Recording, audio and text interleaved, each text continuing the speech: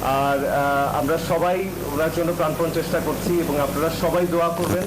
Match শেষ করে mister খানকে দেখতে ছুটে আসেন সতীর্থ মুশফিকুর রহিম মাহমুদুল্লাহ রিয়াদ। বিসিবি সভাপতি আসেন হাসপাতালে, কথা বলেন পরিবারের সাথে। অন্য পরিচালকরাও দেখে যান তামিমকে। সকালে তামিম ইকবালের ঘটনার বিবরণ দেন ম্যাচ রেফারি দেবব্রত পাল। তামিম বলে ডাকতেছি, কোনো প্রকার রেসপন্স নাই। ডাক্তার বলতেছে দাদা খুব তো সঙ্গে সঙ্গে ডাক্তার যখন বললো যে না নেওয়াটা ঠিক হবে না, সঙ্গে সঙ্গে বললাম তাহলে হসপিটালে ব্যাক করেন। গরমের মধ্যে ডিপিএল আয়োজন নিয়ে ক্রিকেটাররা একাধিকবার অভিযোগ করেন, এমনকি এই বিষয় নিয়ে তামিমও অভিযোগ করেন। এই প্রশ্ন উঠতেই এড়িয়ে যান ম্যাচ রেফারি। হাসপাতাল কর্তৃপক্ষ যথেষ্ট আন্তরিক এবং যথেষ্ট চেষ্টা করছে আরো বেটারমেন্টের জন্য। তো আমরা খুবই আশাবাদী যে আগামী একদিনের মধ্যে আমরা উল্লেখযোগ্য পরিমাণ সিগনিফিক্যান্ট ইমপ্রুভমেন্ট দেখতে পাবো। বিসিবি চিকিৎসক দেবাশিস চৌধুরী জানালেন আপাতত পর্যবেক্ষণে থাকবেন তামিম। কিছুটা সুস্থ হলেই তাকে বাইরে উন্নত চিকিৎসার জন্য পাঠানো হবে। 24 ঘন্টা খুবই ক্রুশিয়াল সময়। 24 ঘন্টা পর হাসপাতাল কর্তৃপক্ষের সঙ্গে পরামর্শক্রমে আমরা পরবর্তী ব্যবস্থা নেওয়ার চেষ্টা করব। তামিমকে দেখতে উদ্বেগ আর উৎকণ্ঠা নিয়ে সকাল থেকে সাধারণ দর্শকরাও ভিড় করে হাসপাতালে। দলের প্রয়োজনে কখনো ভাঙা আঙুল নিয়েই মাঠে নেমেছেন। জীবন মৃত্যুর সন্ধিক্ষণে থাকা তামিম ইকবাল বিকেএসপিতে ডিপিএল এর ম্যাচ খেলতে এসে অসুস্থ হয়ে পড়লেন। হসপিটালে ভর্তি, পুরো দেশবাসী তার জন্য দোয়া করছে। তামিম এখন আবারও মাঠে ফেরার অপেক্ষায়। শুভদেবনাথ, নিউজ 24, সাভার, ঢাকা। দর্শক, তামিম ইকবালের অসুস্থতার সবশেষ খবর জানাতে সাভারের কেপিজে হাসপাতাল থেকে কিছুক্ষণ আগে আমাদের সবশেষ তথ্য জানিয়েছেন সহকর্মী শুভদেবনাথ। সকাল থেকে উদ্বেগ আর উৎকণ্ঠা, বিকাল পেরিয়ে সন্ধ্যা গড়ালো একই অবস্থা। পরিবারের সদস্যরা কিন্তু এখনো হসপিটালে রয়েছেন এবং সেখানে তামিম ইকবালকে দেখার জন্য তারা অপেক্ষা করছেন। এবং তার সঙ্গে তামিমকে যারা দেখে গিয়েছেন, মাহমুদুল্লাহ রিয়াদ এসেছিলেন, মুশফিকুর রহিম এসেছিলেন, সকলের মধ্যে কিন্তু একটু উৎকণ্ঠা কাজ করছে, কারণ দীর্ঘদিনের সতীর্থ তারা ছিলেন, একসঙ্গে তারা খেলেছেন মাঠে। ডিপিএলও তারা একসঙ্গে খেলছেন এবং মোহামেডানের হয়ে খেলছেন। এর আগে বিপিএলও তারা একই দলে খেলেছিলেন, সে কারণে তাদের দেখতে আসছে। এবং ইফতারের পরেও কিন্তু আমরা দেখেছিলাম পরিবারের সদস্যরা এসেছেন এবং তারা এক নজর দেখে যাচ্ছেন। এমন ঘটনার পর সেটা হওয়া স্বাভাবিক। যখন তামিম ইকবাল সকালে অসুস্থ বোধ করছিলেন, একটা সময় তিনি জ্ঞান হারিয়ে ফেলেন, মুখ থেকে তার লালা বের হয়। এর পরবর্তীতে যখন ম্যাচ রেফারি ছিলেন, একক দায়িত্বে তিনি দেবব্রত, যার কথা বলা হচ্ছে, তিনি হসপিটালে ভর্তি করলেন এবং স্টেডিয়ামে অর্থাৎ বিকেএসপির পাশে যে হসপিটাল রয়েছে সেখানে তাকে ভর্তি করা হলো এবং এখন তিনি গভীর পর্যবেক্ষণে রয়েছেন। এখন তাকে ট্রিটমেন্ট করা হচ্ছে। বিসিবি সভাপতি ফারুক আহমেদ এসেছিলেন, তার সঙ্গে এসেছিলেন অন্য ক্রিকেটাররা, সতীর্থরা। ইফতারের পরে এখন অনেকেই আসবেন। তামিম ইকবাল দ্রুত সুস্থ মাঠে ফিরে তেমন ভক্তদের চাওয়া এবং তামিম ইকবাল দ্রুত সুস্থ হয়ে উঠবে তেমনটি চাওয়া। এই ছিল সাভার থেকে আমার কাছে এখন পর্যন্ত সর্বশেষ। ফিরে যাচ্ছি স্টুডিওতে। চেক প্রতারণা মামলায় সাবেক ক্রিকেটার ও মাগুরা 2 আসনের সাবেক সংসদ সদস্য সাকিব আল হাসানের সম্পদ জব্দের নির্দেশ দিয়েছে আদালত। আজ ঢাকার অতিরিক্ত চিফ মেট্রোপলিটন ম্যাজিস্ট্রেট জিয়াদুর রহমানের আদালত এই আদেশ দেন। এদিন মামলাটিতে সাকিবকে গ্রেফতারে পরোয়ানা সংক্রান্ত তামিল প্রতিবেদন দাখিলের জন্য ধার্য ছিল। আসামি পলাতক থাকায় বাদীপক্ষ তার সম্পদ ক্রোক করার আবেদন করেন। শুনানি শেষে আদালত তা মঞ্জুর করেন। এর আগে গত 19 জানুয়ারি তাকে গ্রেফতার করতে পরোয়ানা জারি করেন একই আদালত।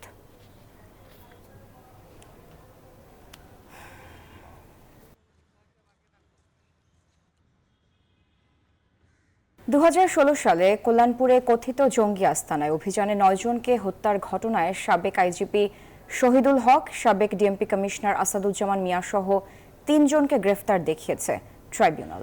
শুনানিতে মামলার তদন্ত এবং আসামি গ্রেপ্তারের ধীরগতি নিয়ে অসন্তোষ প্রকাশ করেন ট্রাইব্যুনাল। এদিকে দ্রুততম সময়ের বিচারে শেষ করতে ট্রাইব্যুনালের সামনে বিক্ষোভ করেছেন নিহতের স্বজনরা।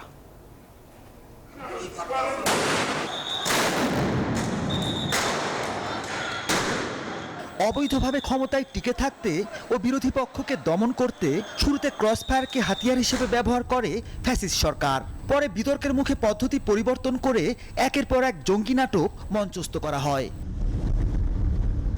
তারই ধারাবাহিকতায় 2016 সালে কল্যাণপুরে কথিত জঙ্গি আস্তানায় অভিযানের নামে 9 জনকে হত্যা করে আইন শৃঙ্খলা বাহিনী।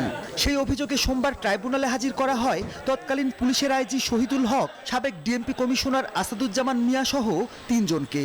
শুনানি শেষে আসামিদের গ্রেফতার দেখিয়ে কারাগারে প্রেরণের নির্দেশ দেন ট্রাইব্যুনাল।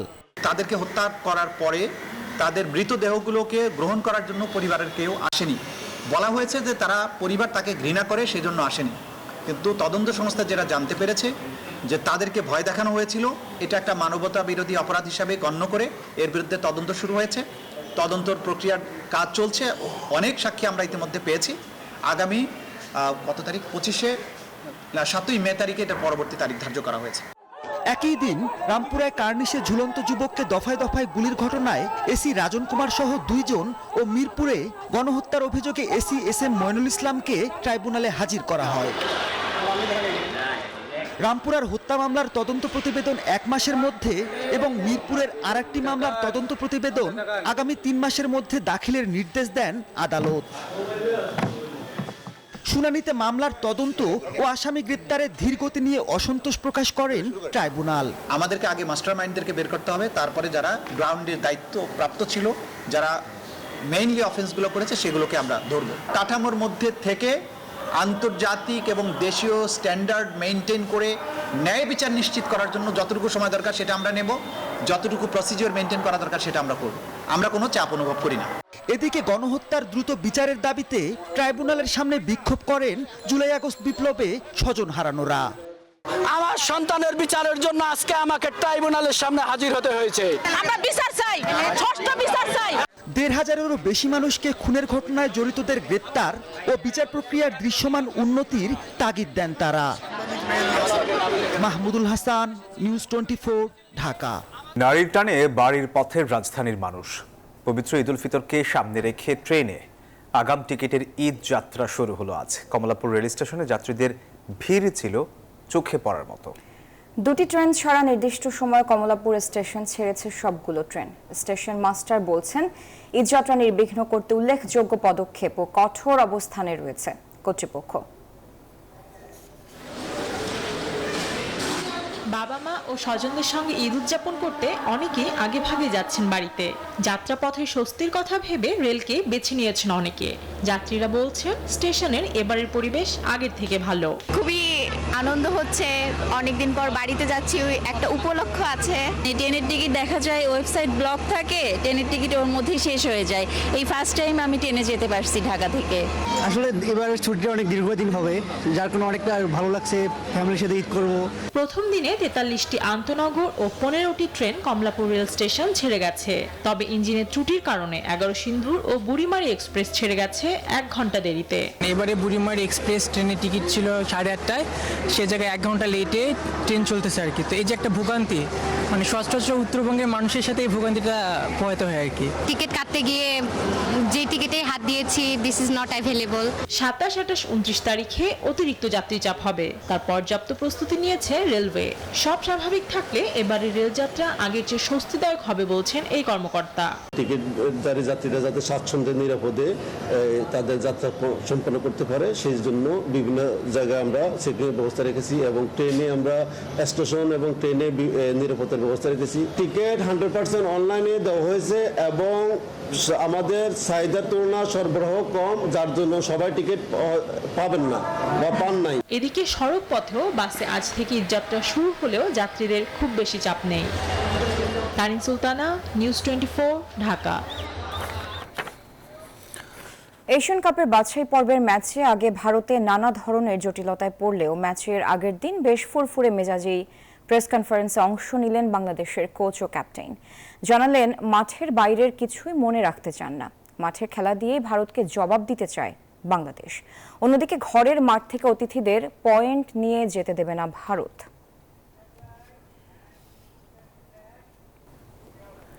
দর্শক, এই ছিল নিউজ 24 সংবাদে।